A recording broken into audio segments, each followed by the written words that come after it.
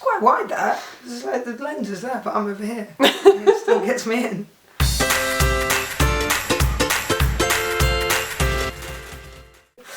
Okay.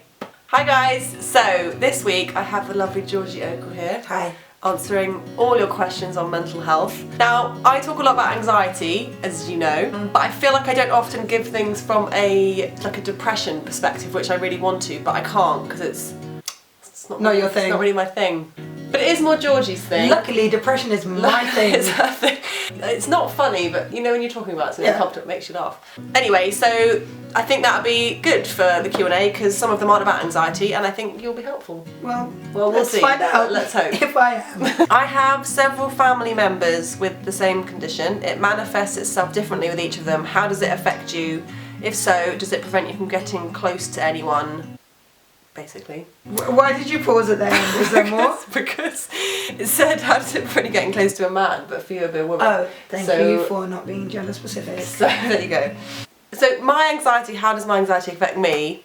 If we're talking like on a bad day or if it's quite extreme, I think it'll be quite different for you, but like I'm quite manic, so like I'll like jump out of bed and kind of your heart's racing and you've got like constant thoughts and I think you're just very manic with anxiety, and I find it quite hard to make decisions. So like tiny decisions like, do I want to go out tonight or do I want to stay in? I will literally think about that for like a good few hours before I decide what I'm going to do. Do you do that? Some of it's similar, some of it's not. Like on my really, really bad days, so my like dark days, for me it feels like this sort of black cloud just descends, and sometimes from nowhere. It can be in the middle of the day or when I wake up, and so it's the opposite, that manicness. I just sort of, I don't want to get up, I don't want to talk to anyone. The idea of having to like physically interact with people and be sociable is like so difficult because I just feel so low. But the decision making thing, I do find that hard when I'm feeling like that. But don't you feel like you do actually know what you want to do? Like I do in my gut know what I want to do, but I feel bad, I don't like letting people down and like, and that's why I find it all of that. I know what I should do, but all of that like... Yeah, with depression, you wouldn't jolt out of bed, would you? You'd more like not want to just get it, you wouldn't want to get out of bed. No, I don't. But I have masked depression, which means, you know, for a lot of people depression can manifest in you just can't get out of bed for a day or several hours or several days. For me, I can sort of get up and do all the things that I'm meant to be doing and like act like I'm fine, and if anything seem sort of more up than ever, but actually on the inside it's like it's killing me and it's crippling and it's really hard. But they say that like, I always think like the strongest people are actually people that have mental health issues because like we carry on our day despite feeling like absolute shit. And to the outside world you look like normal, whatever that is. Yeah. I guess with like me and men and stuff, does it affect? I don't know if it affects it with them. I feel like it's definitely something I'd want them to know about, but maybe not on the first date. Yeah. You wouldn't want to be like, so, little fun fact. Yeah. You know? I'd probably leave it a little bit before I assessed if they were worth telling. Exactly, if there's someone you want to stick around in your life. And sort of the same, I mean, I struggle with it because it's an important thing for me to let people know about, because when there are bad episodes, it is bad, and I need them to be aware of it. But you, it's not something I want to tell people on the first date because you feel like they're going to run a mile away. Yeah. But that's the hard thing, isn't it? That reliance on another person. Like I've had so many times where I'm just like desperate for someone else to like fix me or save me. Totally, And so it's hard because if you sort of project that on your first few dates, that person's going to be like, too much work. Yeah. I think that answered the question. Yeah, I think it answered a lot of questions. Too much detail. Yeah. Maybe we should just stop the video now. And you're welcome. Bye. Have a great week. How did you start sleeping better? I go to bed feeling well and then wham, 5:30 AM for no reason. So I've spoken a lot about sleeping and the issues I had with sleep, and I still go through periods where I don't sleep well. Like I haven't gone through a good period recently where I've slept very well. But when I compare it to last year when I went 2 nights without 1 minute of sleep. And I went insane by the 3rd day. I was like, I literally lost my mind that day. So everything is obviously so much better. And it's just when it's bad, I just kind of accept it's bad for a bit and I'll just feel a bit tired. It's not the end of the world. What did you do after those 3 days of having no sleep? Did you finally get so tired that you slept? No, I got a sleeping tablet from the doctor. Okay. She was like, no more, and I was like, just half? Yeah. Someone told me, which I found was really helpful, like when I don't sleep well now, you know, years ago, like before if there was a time, because there was a time where I didn't have really bad anxiety. Yeah. And if I didn't sleep well, I didn't really care. Like the next day I was just a bit tired, couldn't give a f. Yeah. But now you're like, oh my God, I didn't sleep well, I'm so tired. Got to live my life as an adult in this world. At some point you will sleep, yeah, because you just will. It's just that it seems like it's the end of the world, but it's not. Well, see, I have a tricky one with this at the moment because I started taking antidepressants for my depression, which have been amazing and really, really, really helpful. And the only downside is that I can't really sleep at the moment, which has never been a problem for me.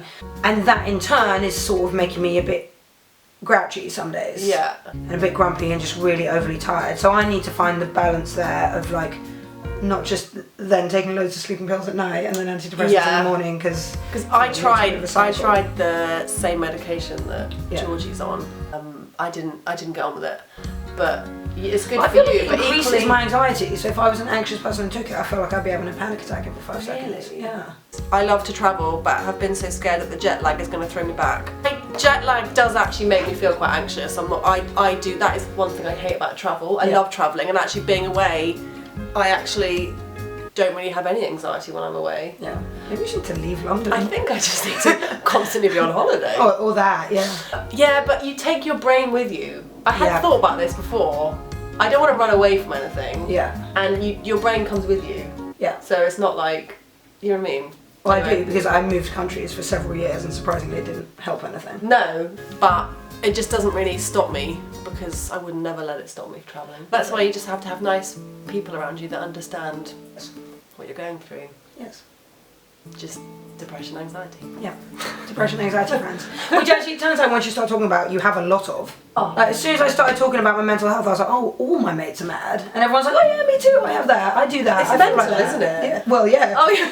Yes, it's the whole thing. Since you're boxing, you say you feel better. Does it make you feel better, or does it make you better? I mean, how deep is this change inside you? Because I sometimes do think which things that make me feel better, but the dark side always comes back. I don't like thinking of things fixing you, but like boxing and working out's been one of the most amazing things I could have ever done, ever. And it does make me feel better for a certain period of time, for sure. And I think ongoing, it just makes you generally feel better, in general, but it's never gonna like totally cure you, because at the end of the day, you still have to sit with your thoughts on certain days, and other things will happen that make you feel rubbish. I mean, I think it's that thing again of like, you know, do the things that make you feel better and don't assume that those things will miraculously make everything else just enjoy them for what they are. Yeah, and if you can recognise those things in your life that do help a bit, that do make your days better, that you can put in place on a sort of regular basis and make you feel generally better, then great. And as long as you're not expecting that to be like a cure, and on the days when it doesn't work, be like, oh, this doesn't work anymore, this isn't the thing. I don't have a therapist. They're good, you know. I know. You just sit in a room and bang on about your feelings for like an hour, and then someone tells you how to fix the bad stuff, and is like, yeah, that's good, about the good stuff. But do you not feel like it's a weekly reminder of how you feel? No, it's a weekly insight into like a particular part of my brain or something, like a thought process that I go through.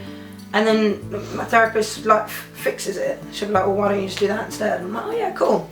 Here's all my money. See you next week. No, but I mean, I don't drink much. I don't not drink like you, but I don't drink much. And I really cannot drink much. Do you think any active hobby will do the trick, or must it be a physically active one? I think any activity that focuses your mind, right? Yeah, you could be playing chess. Yeah. You could be painting. Yeah. Reading. Yeah. Like a thing that you really enjoy, that takes your entire focus and you're just in it, and that's where your mind is only good for you. Because we all like different things. Like, I find chess dull. Really? So dull. I'm actually trying to learn chess at the moment. Do you know that there's a sport called chess boxing? I do. We should do that for like your channel. But I don't. Someone told me about chess boxing. It was me. No, it wasn't. It was someone at work. Maybe 2 people told me it. Maybe. So I think. No, for me, what was the actual question? I do like things that physically tire me out, and I like things to raise my heart rate. But I equally know I probably should be also doing things like yoga, which I still hate, and I'm genuinely trying to not hate it, but I do. Namaste. Namaste. I guess the only thing is with, you know, with physical activity, you do get that sort of endorphin kick, which is sometimes helpful if you're feeling low. But that is what is addictive about it, I think. Also that. Not trying to eat, okay, I don't want to use the word addictive, but it is a bit addictive. No, I mean, it is. Yeah. There are worse addictions to have. 100%. Yeah. So I'm okay with that one.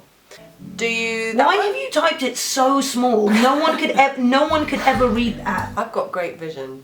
Oh my god, are you blind? No, it's so small. That is like, what is that, like a 6? On size 6. It's actually a 12. No, it isn't. It's a 9. It isn't. That's so small.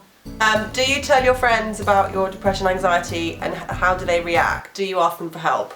My friends and family have always known I was a little bit like, special. So they've always kind of known. I mean, if your friends aren't nice about it, then they shouldn't really be your friends, to be honest. Yes, that is true. However, I hid my depression from my friends for so long because I just assumed they would think that I was a massive burden and they wouldn't hang out. They would be like, oh, my depressed friend, I don't want to hang out with her anymore, or it's not face. I knew you'd say that at some point. Wait. Okay. Yeah, so I didn't tell my friends for a long time because I thought they'd just think I was a burden, they wouldn't want to hang out with me, and it's only recently that I've started to say, this is where my head is, this is what happens sometimes. And I guess unsurprisingly, all my best friends have been lovely and open and kind and like just like so loving and inviting me to everything and checking in, seeing if I'm okay. Which I just got so deep into my head that they would think, ugh, I'm a depressed friend, I don't want to see her anymore. And it turns out your friends won't be like that. They're your friends and they love you and they just want you to be happy. Who knew? I mean, me. Well, yeah. No, but I get it. Plus, it just makes it so much easier when you tell them as well, because like if you feel a bit shit one day, you know, if you're at a lunch, they'll be like, why are you talking? Come on, cheer up. Yeah. Oh my god, when people are like, cheer up. I'm trying. I am trying. What are your feelings about pharmaceuticals? I tried a lot of antidepressants. I just couldn't find one that suited me. They all made me feel way more anxious. But I have friends that are on them and they've definitely really helped them. So I'm definitely not opposed to them. But I think you might as well try if you're interested. But just don't be disappointed and think that's over if they don't work, because actually things only got better when I stopped. Yeah. For me, the opposite. I mean, as much as this not sleeping thing, I need to maybe look at it a bit and figure it out. Like, without a doubt, these antidepressants, which are the first ones that I got put on, have saved my life, like, completely. And have leveled me out to a point where I'm not sort of facing suicidal thoughts every other day, or whatever it got to. And I, for so long, was like, don't want to take them, it's going to change who I am, it's going to change my personality. Well, I know someone that was on the same one as you, and actually it made her very numb. But it hasn't done that for you. No, I feel like myself, but without... It like so I'm like always like this, and it just takes out the very top and the very bottom of us, and I'm like this. But it's still me, and it's still my personality. I just don't have those super manic highs and those days of just like. And I mean, I still do from time to time, but like way less frequently. Doctors don't seem very helpful. All they do is give antidepressants and that time to talk thing. So I actually have the most wonderful doctor now, and I wish that I had had her 2 years ago, because then I had a shit doctor. Yeah, if I had this doctor now, I think it would have all actually been very different, because I really like her and I really trust her. So I do get that some doctors can be really shit, but that I think it's worth just seeing different doctors and finding one you like. Yeah. It's really important, I think, to have a... Although you did something different. When I got to a point where I was really, really dark, and I was like, I needed to see a doctor about my mental health like quite soon. I was aware that I was not doing well, and the NHS doctor that I was registered for where I was living at the time just couldn't see me, just didn't have an appointment for a couple of weeks, and I just thought, I don't know if I'm going to be alive in a couple of weeks. It was that bad. And so I ended up using that app called Push Doctor that puts you, you know, face to face on like a FaceTime chat with a genuine genuine ginger GP. So the genuine ginger GP, or any coloured hair GP, they're non-discriminatory on that. And I just happened to be connected to this really, really, really wonderful female doctor, and then prescribed me just a short, like I think it was like a 2-week course of antidepressants, and I had to check back in, you know, a couple of weeks later. And so that was amazing, and that really helped me. It is hard because actually when those problems, sometimes they become pertinent at a time when you're like, I need to talk to someone about this now. 100%, and it's so hard nowadays to get a really quick appointment. Yeah. Because often you don't really know where to go or who to talk to. And you're a bit like, that's the thing. I feel like maybe the information is out there, but I definitely, I wouldn't know who the first I mean, you've got like Samaritans. Yeah, and like Mind, called the charity, who are really good. But yeah, it is. I think it is a hard one. Actually, it's a really hard one. But there are, like, the Samaritans are great, and Mind has loads of really useful information. But I would always just say, like, just talk to anyone, tell anyone, just tell one person. Yeah. You know? Yeah. Just don't try and figure it out by yourself. I think is the hardest thing. Because you can't. Okay, we'll do one more because I feel like we've been banging on, haven't we? Yeah. So like an upbeat one. Is there an upbeat one? This is a mental health Q&A. Yeah, I know, but the point is, like, it's all right. Okay. I'm not going to make this all a bum out. Okay. It hasn't been a bum out. No, it hasn't. It hasn't. It's not been a bum out. No. Look at this. It has not been a bum out. We're so Who says bum out? smiley. No one says bum out. You're going to regret saying that. I always say something's a bum out. Really? What does that mean? Why is it a bum out? At Emily Hartridge. Why is it a bum out? Is it... So you're saying a bum out is like, oh, that's a bum out. I think we're digressing. I think we're sticking away from that. So final one, and then, you know, we'll give some words of wisdom, so it's not a bum out. You didn't tell me how to do words of wisdom bit. Okay. Have you not planned your words of wisdom? No, I've not planned them, but they'll come. They'll come. Do you have any kind of special thing you do when it hits hard? If you know what I mean, I do know what you mean. I mean, the thing is, I've spoken about this quite a lot. I will link some other videos down below, which talks about the book that I read, which like saved my life. But that's all thought-based, the book, basically. When it hits really hard, your obsessive thoughts can be huge and they can be constant. I don't know if it's the same for you. But when I, so for example, if I go away on holiday, if I feel less anxious, I don't have many thoughts, so it correlates with how bad the anxiety is in thoughts. So I can have the same thought all day, like it's like it's on repeat, right? Because it's always about something. Like I'll just let it play out. Sometimes I'll listen to it and sometimes I'll laugh at my own thought, and my heart will be racing. But then you analyse it. It's literally just your heart racing. Like I go on a roller coaster to make my heart race. Yeah. Like it's not that bad. So I just sometimes take a moment to actually realise physically, who gives a f***? That's how I do it. Really, for me, when like the depression hits hard, is the idea of like, it just feels like this really heavy black cloud of like, I just can't do anything. And actually, I mean, there's things I do long term now, like I see my therapist every week, I don't drink, I take my medication every day, and I exercise, and I try and not eat absolutely terribly, although this weekend I did, but... Does eat a lot of pizza. I eat a lot of pizza. For me, it's often, it's going for a run is a big one for me. I like going to the cinema. I like being trapped in a dark room for like 3 hours, and you just, all you can do is watch the movie. Yeah, see, that makes me more sad. Yeah, I thought you might say that. Yeah. That's why it's good, because we won't go to the cinema together. We go together, because then we're not going by ourselves. Oh, okay. It's actually a really good new film. That's a whole separate conversation. I forget, this is... Maybe one for when it's not filming. Okay. Well. I mean, I think that was good. I think it was nice. I think you're right, it wasn't total bum out. I think we obviously went off topic a bit, but that's normal. We just, you know, it's kind of just... That's my phone. So, basically...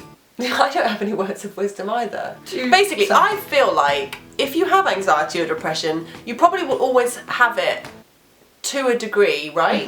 I feel like it's slightly part of me, but I feel like for me it's like in an endearing way, like I do feel a lot of emotions, like it actually does make me a much nicer person. I'm a lot more tolerant, I'm a lot more patient. Yeah. And I think that it's just that it's to a much lesser degree now, but I feel like I will still always have it a bit, but I think that's fine, like... I feel like... My words were well, I was saying this to you before, is that a friend of mine said recently, well, she said, you're not a depressed person, you're just a person who sometimes has to deal with depression in a way that, like, sometimes if you're a person that's, like, prone to colds, you have to watch for the signs. So, like, as long as you put the things around it that mainly keep you safe, like the talking to your friends about it and the medication if that's what you take and the things that help, but if you do, you know, nice things for yourself to put some protective measures around it, it doesn't always have to be the absolute worst it's ever been. And I think, like you say, it does make you you. Yeah, and it makes you more empathetic to other people that suffer. I just feel like there's still like a massive stigma about it, and Yeah. I feel like it's not taken as seriously as like physical illnesses, No. and it just me off because it can be as severe as some Yes, it can people's be physical. as debilitating. Yeah, exactly. That's why I like talking about it, because I just think it helps other people talk about it. And you know, if it saves someone's life at the same time, then that's just wonderful. That's good, isn't it? You know? Something to do. Yeah. Yeah. That's it. Comment down below with anything you want to say, but make it nice, because Yeah. I'm going to leave Georgie's links down below. What else can I link? The article I wrote Yeah, about she wrote expression a and really good exercise. article. Yeah, it was such a good article, so I'll link Thanks, that mate. down below too. Great. I hope you've enjoyed. Taken something Yeah, from. yes. So anyway, I'll see you guys soon, and that's it. Thanks for having me. Thanks for Bye. stopping by. That was a terrible outro, wasn't Thanks it? for stopping by. What was that?